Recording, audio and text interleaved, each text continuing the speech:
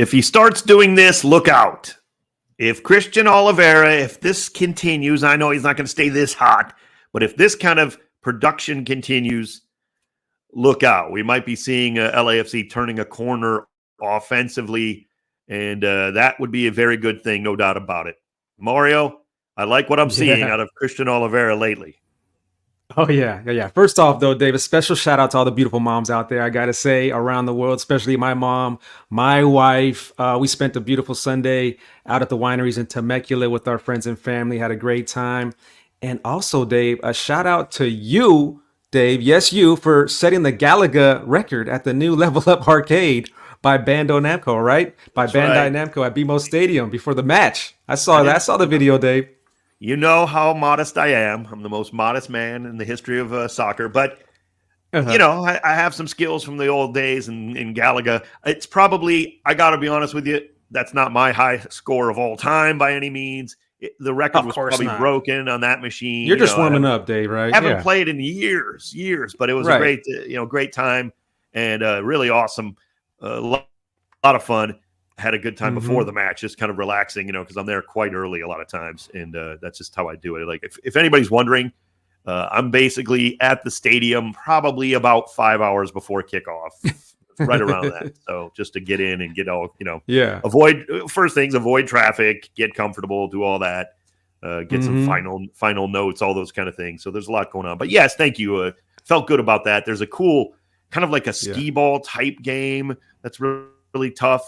I wasn't as good as on that one. Crystal, who works in the LAFC media, the PR department, she drilled me on that game. She crushed me on that game. So kudos to Crystal. She was the champ on that one. But then there's a huge 8-player Pac-Man game that's awesome. Like you have literally at the same time you're playing against other people running around. It's unbelievable. So.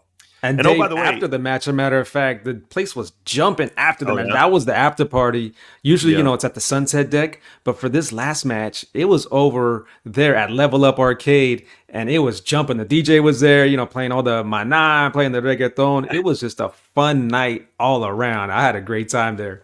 That's awesome. By the way, those video games are free. You just hit the button. Yeah. The free play. Yeah. So very cool. And Dave, you opened up saying, if he starts doing this, look out. But I was thinking, Dave, if they start doing this, look out, because we could say that about if Hugo Lloris starts picking up clean sheets like that, look out. We could say if Denis starts picking up assists, look out. We could say if Omar Campos plays like that, look out. Of course, Kike, if he scores like that, look out. What a night at BMO Stadium on Saturday night.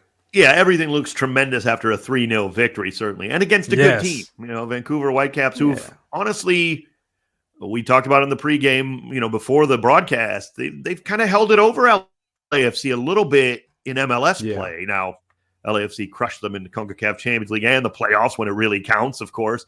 But for, the last few years, it hasn't been easy against Vancouver in the regular season. So it was a nice win, no doubt about it. Vancouver's still a very good team, but Mario, we were a little confused even during the match, though. And welcome, first and foremost, to LAFC Plus. We'll get into this a little bit more. We got a lot to talk about in MLS, a lot of big things going on, for LAFC. You'll hear about those coming up soon. But when you talk about the Vancouver and how they played, it was a little surprising that it felt very much like for Vancouver that they kind of knew they couldn't get back into this match. I'm not saying they quit, but it was more just a style of play, Mario, as we were watching this match unfold and I was broadcasting it. It was like they just were not pressing like a team who was down 2-0 for much of the game and 3-0 even early in the second, relatively early in the second half. And, again, what's the difference if you lose 7-0 or 3-0 at some point? Why don't you just throw everything you can at them? But it just felt like LAFC were in complete control. Yeah, they were. There was no sense of urgency, right? And that dynamic duo, though, of Denis and Olivera was fun to watch, especially in that first half. Olivera's been dangerous all year long, but just hasn't been able to finish, and the finish wasn't there. But after months and months of hard work, we see this at the training facility between Olivera and the training staff, specifically on finishing. Now we are starting to see him cook up. and that is fun to watch. And not to brag about it on this show, LAFC Plus, but we talked about this earlier. The reason that I was optimistic, because some guys, it just never happens. Unfortunately, they just can't score, like consistently. The reason I was optimistic, even earlier in the season when the goals weren't coming, if you looked at Kike's stats, a lot of shots on goal, right? He just happened to be kicking them most often right at the keeper, but that's kind of something that can be addressed, as you said, work on that. It's a little fluky because sometimes you're going to pick out a spot or maybe you quote unquote, hit it and it doesn't go right at the keeper. It'll go in the net, but so I like the fact that he was putting shots on frame because eventually they'll find the back of the net, and they are. 5 goals in his last 3. If you include the Las Vegas Lights game, he's now got 4 in MLS play. Another great sign, Mario, we've talked about on the show. You mentioned Denis with the assist, all 3 assists. He's now got 5. 6 goals, 5 assists, but we've got 3 other players with 4 goals this season. That's big. It can't just be, we've mentioned it. A lot of people talk about it. It can't just be Denis Bouanga and pray you get 30 goals from him, right? That's not sustainable in a sense, because teams can start to take him away. But there's a couple things happening as we listen to this. I'm going to play the radio call here of this second goal. This is the one that really kind of, to me, clinched the game as it turned out and really changed how Vancouver was approaching this match up until this, or after this point, I should say. This is the first goal, second goal of the match for Christian Olivera here for LAFC. Denis on the left wing, trying to get around Laborda and does, into the area. Denis toward the end line on the left foot, cuts it in, and scores! It's Olivera! He does it again from Denis! Yes. And Olivera immediately runs to Denis again to say, hey, it's all him, baby. I love that. He's giving the prop to Denis, pointing to him, giving him all the love. Like that's him. That's all Denis. And a pinpoint accuracy from Denis, right? On all 3 of his assists. Beautiful. Just like a couple feet away from the goal line. And just right there at the center of the box. Awesome. Takaoka, a fine keeper. We know that. Making dives and just being inches away from tapping them. They're perfect passes. Just absolutely picture perfect, on point. Nothing Takaoka was going to do about it. He gave it everything he could and just literally fingernails away from knocking him out of the way of the guy behind him. Third goal looked exactly the same. That just happened to be Bogusz making a great run and doing the job. So this game, to me, Olivera gets the highlights. He's part of the MLS Team of the Week, certainly when you score 2 goals, but it really, Denis Bouanga, just 3 assists, and they were all the same, just drilling passes through, absolutely terrorizing Matthias Laborda, who's a very good player for Vancouver, but a 3-man back line wasn't going to get it done. Too much space out there for him to go at it. And we'll go right into youth movement, Mario, because I think that's a big part of the game, right? I want to point it out. Omar Campos playing really well. Now that Ryan's got a little bit of an injury, banged up, hit, got a knock, taking a shot to the neck in the game against San Jose. Campos comes in, played really well against Las Vegas. You want it to translate it against MLS opponents. It did against Vancouver. He is just so quick. He opens up space for Bouanga, right? Because you don't know where Campos is going to be, and you don't know what kind of run he's going to make. And that just helped tremendously on that left side. I loved the minutes he gave and just what he's been doing the last couple of matches. I never realized how fast Omar Campos really is. And I just wonder where he ranks among the fastest at LAFC, because his pursuit for the ball, just the past, couple of days this week, matter of fact, in Vegas and against Vancouver, what a night from him, and a solid touch. He likes to get into the attack as well. I like what I'm seeing from Omar Campos. Yeah, I agree. And, we talk about guys that we want to focus on in youth movement. Shout out to Eric Duenas, got some minutes against Vancouver, in the second half.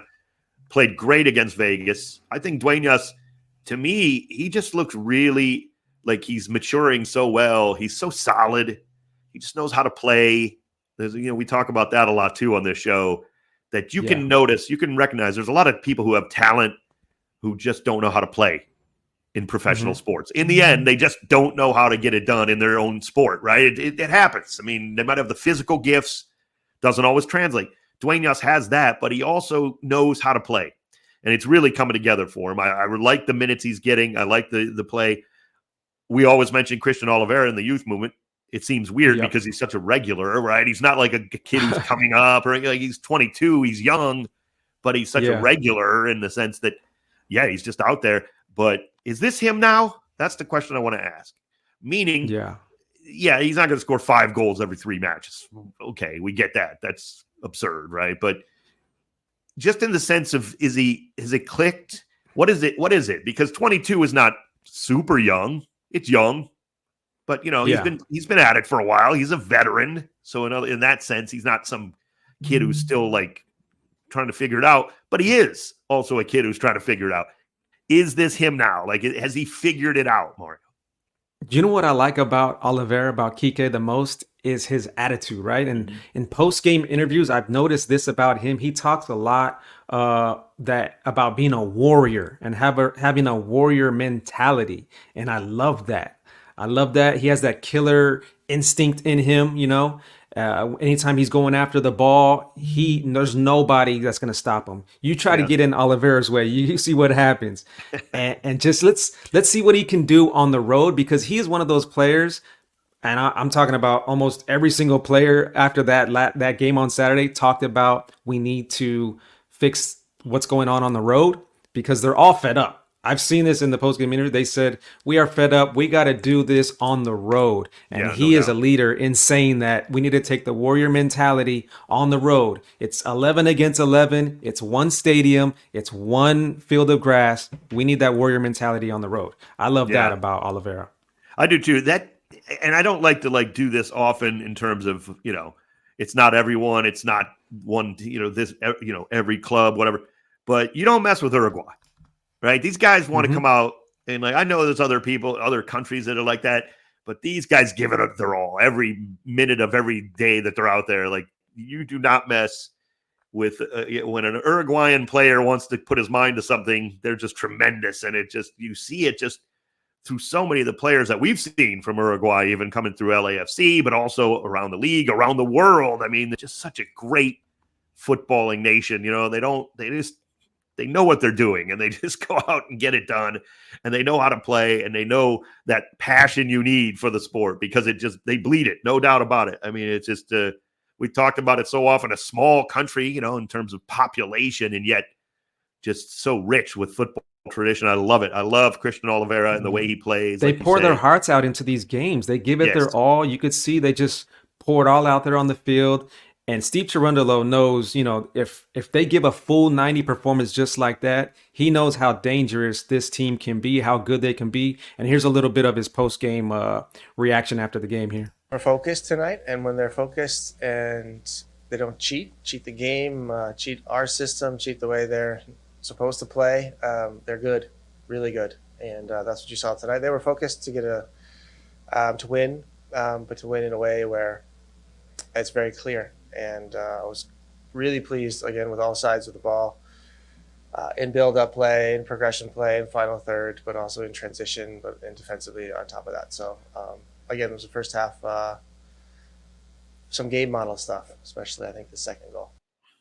Yeah, some game model stuff. When they perform like that, it's fun to come on here and do this podcast, right, Dave? It's a lot of fun. Indeed, it really is. And it's not that we haven't seen this most of the history of LAFC. We have. That's the good news, right? I mean, you're going to take your bumps along the way, but this is a team that when you see what they can do, it's big. It's big time, and there's no doubt about that. This roster has it as well, and make no mistake about that. But if Christian Olivera is at that point where it's really starting to click, sky's the limit. Look out, But let's not just talk about the offense too, Dave. I mean, Hugo Lloris picks up another clean sheet. As we all know, that's not just Hugo Lloris's clean sheet. That's the whole back line. That's the whole defense. That's their clean sheet, Aaron Long included. And he said this post-game here about the team's defense. It was important to get a shutout. I think that's something we've spoke about a little bit, something it's been on our mind. Just as a back line, as a team, just the way we defend, we expect shutouts, and we don't ever want to give up goals, especially soft goals. So to get that 0 today was nice. It has been a while. Just looking to build on that just gives us confidence, right, as we go into the next game and as we, get farther into the season. So good to see Aaron after taking that knock on his leg off the goalpost a few games ago, back at it, giving it his 100%. So good to see that. And he looks 100% fully healthy too. Now, he may Yes. not be, maybe he still obviously has some side effects of that. Full credit to him for battling through after that injury to get back quickly. He looks good. Yeah, it looked really good. There wasn't a performance out there that you could point to and be like, that player didn't have a real great. Right. Everybody. Right. They really all played tremendous football. I mean, Ilie Sanchez, Eduard Atuesta, those guys were utterly dominant. Timothy Tillman, he's everywhere all the time. And Bogusz, again, he doesn't, not that he doesn't get enough credit, but I have to keep praising him for a guy who's playing in a position where, not that he can't or hasn't, but it's not the most comfortable, or he wasn't playing at that position. He takes over in that role, the false nine, and he's really good. I mean, how about the veteran Maxime Chanot, Dave? Maxime Chanot's coming in here, and he's out giving instructions with that back line. The veteran that he is and the experience he has, what a great pickup. And it's paid dividends early on. He's been getting lots of minutes. Just a true pro, just fits right in. Just a true professional, fits right in, but also can play his game amidst an LAFC system that he has to learn and play. Yeah, no doubt about it. I mean, it's just a great performance. Again, a tough one that we'll talk about coming up, though. It's no time to sit here and be too giddy, because you got to go on the road to a tough St. Louis spot where the crowd's going to be fired up. The team is good. They've only got one loss on the season. They haven't lost at home. So, as you said, they know they got to just go out and do it on the road too. Now, I mean, we know they're going to be very successful at home. They always have been. Time to turn that into a good performance on the road coming up. Again, we'll get to that. We got to talk about the plus of LAFC plus, Mario. We love to talk about young players and their impact. That's why we start. Yeah, that's why we start with the youth movement of LAFC. Now it's around the rest of MLS, and this is a kid who I think is going to have a massive impact and already has. We saw it in this match. It's Inter Miami, but we're not going to talk about Lionel Messi. He's barely going to come up because Benya Kremaski, who comes in, suffered a bit of a pretty decent injury. Like I say decent, meaning decent time being out, but he's back. Yes, back. And he was really missed because, he's young. Okay, that's the segment we're talking about. But he has one of those soccer IQs that you can't really teach at that age. He just knows what he's doing, and he's got all the talent. And Mario, the thing about it is Inter Miami are going to need other players to do very well. You can't just have Lionel Messi and 10 bums. They don't have 10 bums around him, mind you. They got great players around him, but this kid is one of them. And when he can perform, right, that just makes it so much easier when Messi's going to be off at Copa America, Mario. Yeah, he got the game winner in that win, a tough win, and it was not an easy goal, right? You saw that, Dave. He fought tooth and nails for that. He barely poked it in, and that is one of those moments where you say a player's will to win, a will to score can be the difference. And for Kremaski, what a goal.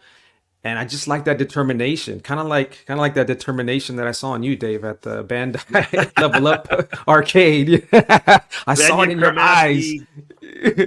That Gallagher machine was my CF Montreal. I was always going to beat them. But Miami falls down 2-0 again, though. Yes. Right? But they come back. It's just when you have guys like this, yes, of course you're going to get what you get out of Messi. You're going to get what you get out of Suarez. That's why they're some of the all-time greats. Obviously, Messi, the greatest of all time, in my humble opinion. But a guy like Kremaski and has to be able to perform at this level to get them over the hump on days they need that. That's all it's going to take for Inter Miami. This is bad news for MLS, really, if this kid develops into the player we think he is. And it looks like he is, certainly. Yeah. The segment, Let Him Cook, Mario, as we like to. It's almost becoming Don't Let Him Cook, meaning when we talk about certain players, you can't let them get comfortable doing what they're great at. And Christian Benteke for DC United is not good. He's great at heading the ball, right? He's great at getting open the box. He's great on set pieces and putting in headed goals. How about three? How about 3 in one match as DC United gets the win over Atlanta United? I mean, it's a recipe for success, no doubt, but Benteke he takes it to another level inside the area. Yeah, we had some special hat tricks, right? We had this hat trick header from Benteke, and then we had Bawanga with his hat trick of assist. But you know what? DC United is doing a great job of looking for him, finding him in the box, sending him good crosses, because it's not like he is, being slick in there or doing anything crazy. He's just standing there. His presence is felt. He's so big and strong, and then he just jumps up and puts a good header on it, and he knows what to do, and he finishes well. So props really to does. DC United as well for finding him and looking for him and sending him good crosses in there into the box. Gotta say that Jared Stroud pickup from St. Louis. He's a fine young player. He's just a guy who knows how to play again and knows his role, and his role is to find Benteke's head. And the kid is doing it. Yeah, I mean, the guy, he's delivering a great cross. Like, look, he had a good year for St. Louis.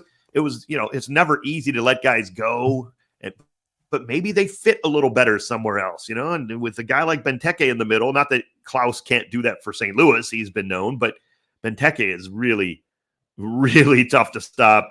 And you say let them cook because they look great. They're awesome goals. Benteke just battles in there, but don't let him do what he gets comfortable at. That's the key. And it just wasn't that game too. I mean, he's leading the league. He's leading MLS in goals, tied with Suarez and our guy Chicho, of course. Yeah. So he's doing it all season long so far. Yeah, he really has. Even ever since he's gotten here. I mean, DC United is certainly building around him, and that's rightfully so, no doubt. Around the rest of MLS, we got this dust up. If you saw it, if you haven't seen the video of it, go take a look. Go to MLSsoccer.com, find it. Toronto FC, NYCFC, little dust up there at the end of the match, but there's some history here. Again, I don't want to get too deep into these. This is a lot of he said. There will be, I believe Nick Cushing is going to want an investigation. I think that was the latest report. Go to The Athletic if you trust The Athletic as a source, which I do around MLS. Maybe read a little bit more what's going on as well. TFC, NYCFC, there's a little bit of history earlier than the year, Mario, but it kind of boils over at the end of this match. They get into that pushing and whatever. I didn't see any punches thrown in this particular incident, but look, men who want to win and women who play hard, you go out and play professional sports, sometimes this is going to happen. I don't advocate for it. You certainly don't want people throwing any punches and getting into fights or fist fights or anything, but a little bit of a fracas afterwards. Yeah. Sometimes it's going to happen, right? We see it a lot. Things get heated up, especially in rivalry week, right? So, I mean, I don't have all the details, like you've been saying, on that scuffle, so it's hard to comment on that. But I did see our guy Insigne, somebody that we're excited to see. He came back in that match, made his return in Toronto against NYCFC in the 76th minute, and he had a clear chance to score a goal to tie the game up. Didn't convert. Maybe he's a little rusty, little dusty. But yeah, NYC ended up winning that 3-2 in Toronto. It was a good match too. Again, I'm not advocating for that kind of stuff. You don't want to see people getting hurt for stupid things or anything. But as long as people are not getting hurt, look, it shows a little we want to win kind of thing. There's a little bit of some heat there, some passion, if you will. This is a sport built on it, and again, you don't want these things to get out of hand. Not advocating for that, never. And if penalties have to come down for it, so be it. If you're breaking rules, if MLS feels somebody needs to be suspended, good. Keep it in line. This stuff doesn't need to be happening too much, but you do see the passion in NYCFC, a team that maybe was lacking a little bit of that at times earlier in the year. I got to believe their fans are pretty happy. Another big win, no doubt about it. That was a tough one. Speaking of another big win, Mario, maybe that loss on the road to the Earthquakes was a sign of things to come as they beat LAFC last week. They get another big win here, come from behind at Colorado, who's obviously been playing very well. I got to believe, Mario, as I was doing my studies and watching more and more of this team getting ready for our match, I was feeling it. The Earthquakes have too much talent to be that bad, and I think it's starting to slowly build now. This seems like are they more for real? Like, is this who they are rather than the 8-1 start? I think this is very for real, Dave. In my rundown, I have dynamic duos like all over my rundown because we saw Denis and Olivera, right? We saw that. And now this one here with San Jose, the dynamic duo of Christian Espinoza and Hernan Lopez. That is for real for San Jose. Sure. Maradona's nephew just got here last weekend, Hernan Lopez, and he earned his first career goal with San Jose. Him and Christian Olivera is going to be a problem for the league. That is very dangerous, and we know that they play their hearts out against LAFC. For some reason, they think it's a rivalry. I don't know if the black and gold think it's a rivalry, but the games have been intense. And we have to play them 2 more times. Yeah. We faced them 2 more times at BMO Stadium later on this season. So, yeah, maybe that rivalry does heat up and we see that dynamic duo of Espinoza and Lopez go against Olivera and Bawanga. So that's exciting. I think the recipe for the Quakes, though, is they got to fix that defense. I mean, just still leaking too many goals. Yes, they have a lot of weapons. You're right. When you give up a lot of goals, though, it's hard to get points because you're just not going to come out in this league anymore and bang in 4 or 5 goals a week and hope you can, like beat teams 4-3 every week. I mean, it's just, and San Jose, their defense, again, you have more control in a match. Your offense plays better. That will help the defense on some level too. I mean, but they got to come out and start, stopping teams from scoring 2-3 goals a game. That's just not going to go a long way. Hell is real though. That goes a long way on rivalries. Columbus hosting Cincinnati and Mario. This game taught me a lot. I love this rivalry. It's right up there as one of the best. There is no better rivalry than the Galaxy and LAFC. I know everybody doesn't want to hear us saying that. If you're a fan of another team, LAFC, LA Galaxy is the best rivalry in MLS. But this one's like climbing and is really good. This hell is real derby between the 2 Ohio teams. And it taught me a lot, and I want to see if you agree. I think you will, but to me, this taught me nothing about Columbus. All right, they're struggling in MLS. So what? They're in the CONCACAF Champions Final. That's what their aim is. That's their, they have both eyes on that. Not that they didn't want to come out and put out, they put out their best lineup an awful lot. They're not messing around. You cannot focus on both if you're Columbus right now. I'm sorry. You have to win Champions Cup when you're getting that far, beating Mexican teams. They got another tough one to go through. I don't blame them at all. That's fine. I learned nothing about Columbus, to be honest. It's all about Cincinnati for me in this game. It taught me a lot because, yes, they're the Supporter Shield winners, but they had to, they move on from Brandon Vasquez. He wanted to go. They get a good number for him financially. Great. Good luck, Brandon Vasquez with Monterrey. Great move for him. But it made me think like, oof, how big was he for them? Certainly a huge factor, but man, it taught me a lot about this team to go into Columbus and get a win in this hell is real derby. And now they're right just, nipping at the heels of Inter Miami at the top of the Supporter Shield race again, which is not easy to do in MLS, as we know. It's hard to maintain such, a greatness, frankly. And Mario, that taught me a lot about this team, and Lucho Acosta.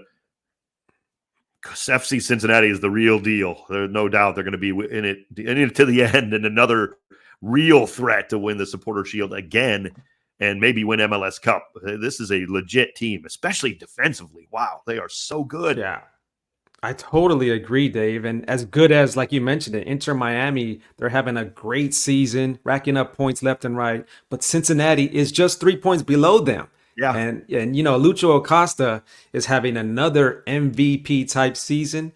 But I'm going to go back to the dynamic duo little theme that I got going on here because Kevin Kelsey and Lucho Acosta is a problem for the league as well.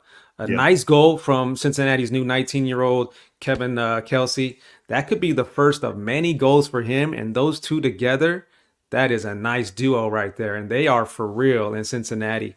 Yeah, that's a great shout about the young players having an impact. Should have mentioned him. You're absolutely right. 19 years old, big signing, Venezuelan kid who's really well liked, certainly around the world in terms of the prospects and the potential. And FC Cincinnati is a good situation for him. I saw like a little clip. I think I was watching the MLS the wrap-up show on the Apple TV deal. The Apple TV MLS season pass, and they went to an interview of him immediately after that game, and he just said all the right things, but in a way that wasn't, the typical like just parroting words that you hear. He kind of was feeling it, and I love that. I love that passion. All I want out of players, Mario, is for them to love the sport as much as I do. A tall task, mind you, but that's what you want, right? You want want people who you want that passion, and he said all the right things as a 19-year-old, but he's also, you could just tell it was real for him, and I love that. And it's a great move for him too. And Cincinnati's a great club. Bottom line, they really have turned it around. They were a miserable club in a miserable situation to start. Sometimes that happens. They got it right. They fixed it. And now they're moving in a more than the right direction. This is a team that team, FC Cincinnati, when you have a guy like Lucho, or for RSL, a guy like Chicho, when you have guys like that can put the team on their back, they're going to go far away. Cincinnati's going to go as far as Lucho Acosta can take them. So props to them for really having a great season, a great squad, and their new youngster, Kevin Kelsey. He's something to watch. Yeah, big move, though, to also bring in Miles Robinson defensively. Now, they were a good defensive team, but now they're just one of the best, if not the best defensive team in my estimation. So you have both ends of the pitch who can do it. They're not scoring as much as they were, but I think it's also that the defense is so tough. They don't need to run out in 4-3. This team plays good soccer, and they know how to win. A team that's known how to win, final rivalry match that we're going to talk about, that has known how to win for virtually their whole time in MLS is Seattle. Bit of a rough patch, obviously, to start the season. I was wrong earlier when I think I called them a garbage team. They're not that bad, okay? I made a mistake there. They're on the rise a little bit. They're getting healthier. Pedro de la Vega still has to, get healthy. But to go into Portland and get a win over the Timbers and their biggest rival, that was big because the Timbers have kind of held it over Seattle of late, but they get 2 goals after going down early 1-0. They come back, win 2-1. But Mario, I got to talk about Portland. Yeah. This is a team last in the West now. All of a sudden, you look up, they're in last place. Big win of the first year. Remember the first game, and that's why everybody gets so nuts about first games. They thrashed Colorado 4-1. Everybody was saying, "Oh, it's the same old Rapids," but Portland is going to be amazing. It's a long season. So there is still time also for them to, but man, last place in the West, way too much talent, Mario, right? I mean, on this roster to be last in the West at this point, a third of the way through the season.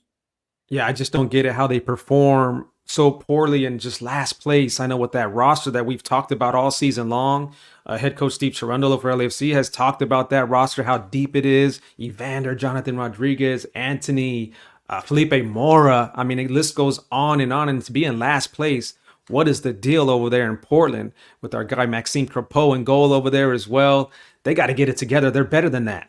Yeah, I agree. And, look, it's not about they haven't gone out and just got their doors blown off. They're not losing 4-0 every match and stuff. They're in games. They're playing tough. This is a team that's going to make it hard on you, and they're doing that. But I think it also highlights, again, how competitive the league is.